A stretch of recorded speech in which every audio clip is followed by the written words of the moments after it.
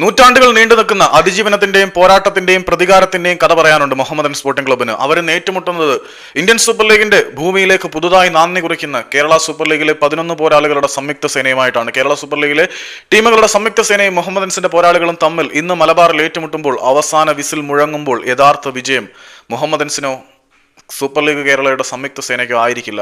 ആ വിജയം മാനവികതയ്ക്കും മനുഷ്യത്വത്തിനും തന്നെയാണ്.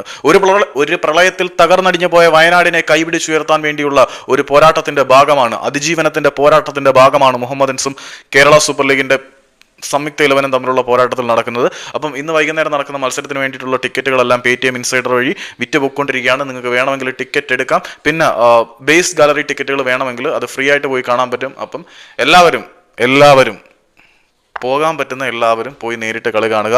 മുഹമ്മദൻസിന്റെ പോരാളികളും പ്രഥമ സൂപ്പർ ലീഗ് കേരളയുടെ സംയുക്ത സേനയും തമ്മിലുള്ള ഏറ്റുമുട്ടൽ കാണാൻ.